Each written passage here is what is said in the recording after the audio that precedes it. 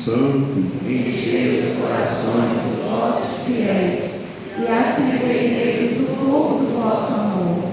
Enviai o vosso Espírito e tudo será criado, e renovareis a face da terra.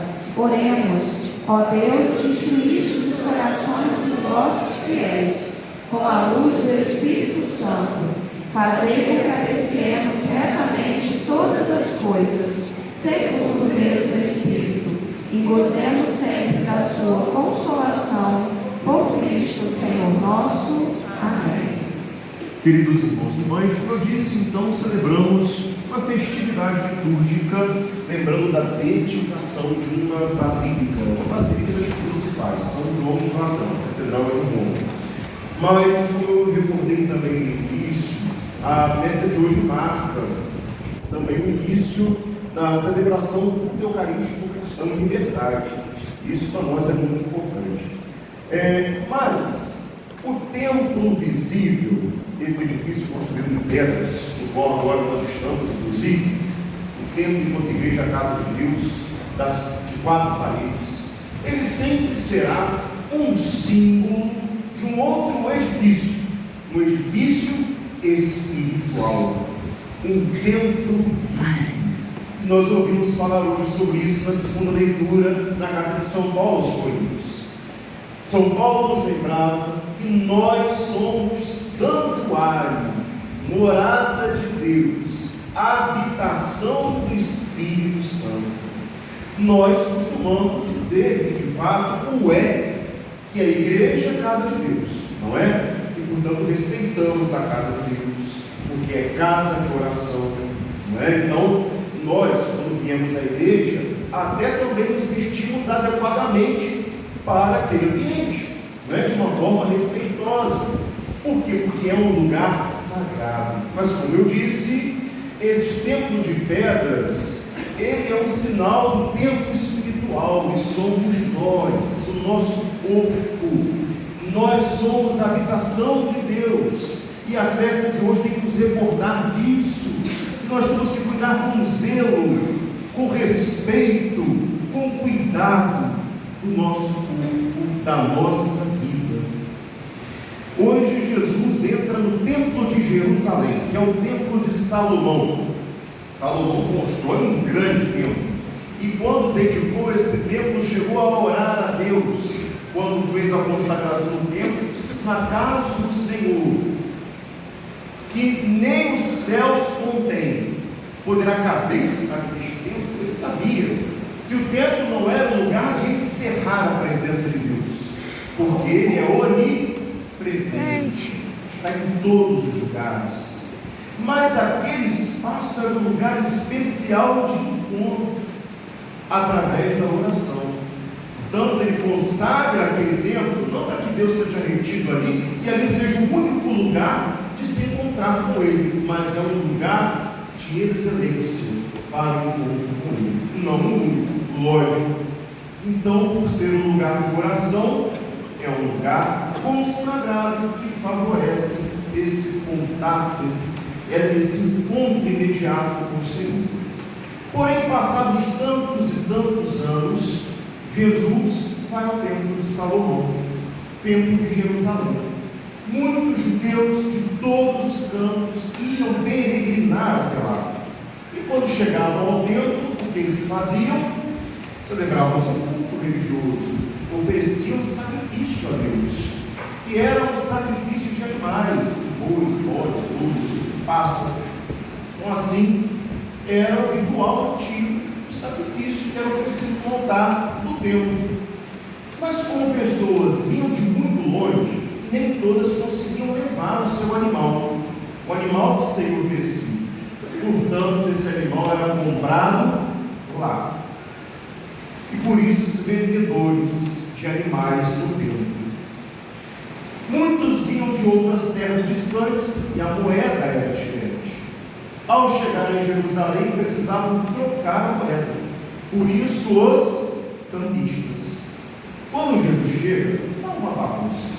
Imagina só a decepção de Jesus, a indignação por entrar no templo, a casa do seu pai, a casa de oração, e ter visto ali que ela se tornou uma casa de comércio. E ali, toda aquela agitação, todo aquele tumulto não favorecia a intenção primeira para a qual aquela casa foi criada, a fim de que ali fosse um lugar de encontro com Deus, um lugar de oração. Aí nós vemos uma cena inusitada. Nós não estamos acostumados a ver Jesus agir dessa forma. Ele faz um chicote de cordas, ele sai ali tomando mesa, botando todo mundo para correr. A gente costuma ver Jesus mais assim cândido, né? Mais doce, mais suave. E aí vemos o Jesus inflamado. Isso mostra que ele também Jesus não pecou, tá? Vamos levar para o outro lado, é santíssimo. Mas ele experimentou, sim, traços que fazem parte do nosso temperamento também. Ele se inflama, nós ouvimos dizer na própria Escritura que o que motivou aquele inflamar-se de Jesus foi o ódio, foi a ira por si, foi o zelo pela casa do Pai. E aí os discípulos lembraram da passagem da Escritura que dizia: o zelo por tua casa me consumirá e devorará por dentro. Jesus ali, por zelo, por respeito, por cuidado com a casa do Pai, acaba com aquela bagunça, bota todo mundo para correr. E aí as pessoas ficam espantadas com aquela atitude de Jesus. E aí Jesus vai fazer ali um diálogo com os judeus, uma referência. Os judeus perguntam: mas quem que você pensa que é para você agir assim? E aí Jesus no diálogo fala: destruir este templo, em 3 dias eu o reerguerei. Mas Jesus estava falando do templo do seu corpo. De fato, ele morreria na cruz. 3 dias depois, ressuscitaria. Só que eles não captaram a mensagem. Então acharam que Jesus estava falando daquele templo de pedras ali. Mas foram 46 anos para construir esse templo. O senhor vai reerguer em 3 dias? Jesus falava no templo do seu corpo, justamente para falar a nós agora da importância de cuidar do templo do nosso corpo. Jesus foi radical, agiu com radicalidade. Agora, a gente tem que diferenciar uma coisa: radicalidade de radicalismo. Radicalismo é algo doentio. Não temos que ser radicalistas. Isso faz mal, isso é desequilíbrio, isso é extremismo. Essa radicalidade não. Radicalidade é determinação. Radicalidade é consciência. Uma pessoa que age com radicalidade consigo própria, ela sabe que o sim é sim, que o não é não. E que não há negócio com a maldade, não há negócio com a mentira, não há negócio com o pecado. Jesus age com radicalidade porque ele estava agindo com convicção. Agir com radicalidade muitas vezes é agir com determinação e também prudência. É agir de forma coerente com a sua própria consciência, com os seus valores. É fazer da verdade algo objetivo e não relativo. Cada um tem a sua verdade? Não, a verdade não é relativa, ela é objetiva. Portanto, seja o nosso sim, sim, o nosso não, não. Não podemos ficar em cima do muro, no meio termo. E às vezes, por querer agradar todo mundo, nós não agradamos ninguém. Não é? A quem temos que nos preocupar em agradar? A Deus, aquele que tudo vê e aquele para o qual todos nós vemos. A nossa conduta tem que ser visível aos olhos de Deus e agradar a Ele. Às vezes nós tentamos manter uma conduta política no sentido de que não quero criar disposição com ninguém e eu acabo sendo isso, faltando um compromisso com a verdade. Jesus podia ter passado direto, não é? E ali ter só se lamentado ou ter comentado com um ou com outro as pessoas, situação, nada fez para mudar, passando a indignação para frente, mas não, ele tomou uma decisão, foi firme, foi verdadeiro. Nós precisamos na vida, em alguns momentos, tomar atitudes movidas pelo zelo, atitudes movidas pelo amor, porque a verdade tem que ser proclamada, mas sempre na caridade, a fim de que a verdade faça o seu efeito, seja acolhida pelo irmão. Se eu quero o bem do irmão, eu preciso falar a verdade com o irmão, eu preciso ser justo com ele, eu preciso abrir os olhos dele, e não posso me omitir em relação a isso, porque eu também sou responsável pela salvação do meu irmão, da minha irmã. Eu não posso deixá-la continuar no erro, deixá-la caminhar no erro, tem meu compromisso. Mas se o meu intuito é ganhá-lo, se o meu intuito é convencê-lo, a verdade precisa ser dita com amor, com caridade. E às vezes o amor exige, claro, determinação, convicção da nossa parte. E assim, nós, para vivermos esse processo de aperfeiçoamento, de crescimento na fé, de santidade, temos que ser radicais conosco, primeiramente conosco, e absolutamente conosco, não é? Não negociando com o pecado, não negociando com a maldade, não tem conversa com o pecado. Por isso, a atitude de Jesus tem que nos lembrar disso. Temos que ser radicais, primeiramente conosco.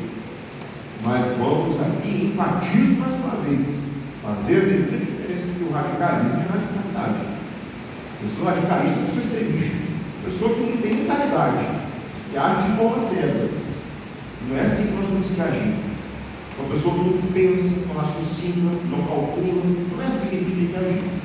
Nos precipitaríamos se fôssemos radicalistas.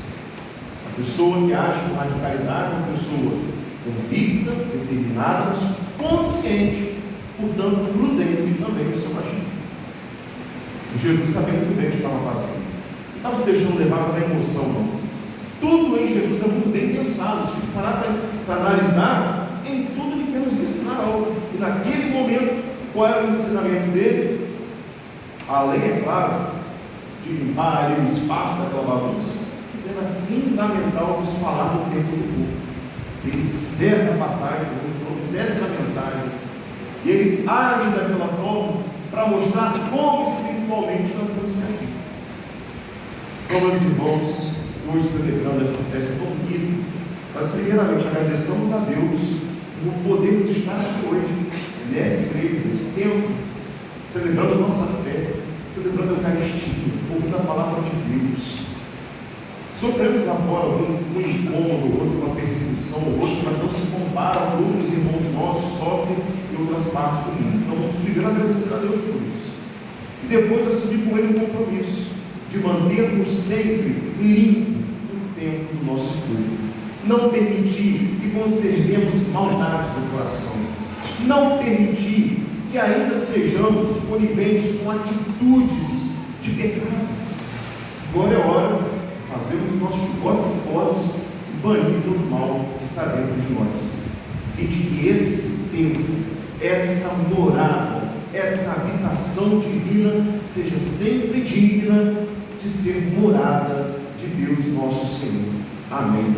Amém. Creio em Deus Pai Todo-Poderoso, Criador do céu e da terra, e em Jesus Cristo, seu único Filho, nosso Senhor, que foi concebido pelo poder do Espírito Santo, nasceu da Virgem Maria, padeceu sob Pôncio Pilatos, foi crucificado, morto e sepultado, desceu à mansão dos mortos, ressuscitou ao terceiro dia, subiu aos céus e está sentado à direita de Deus Pai Todo-Poderoso, de onde há de vir a julgar os vivos e os mortos.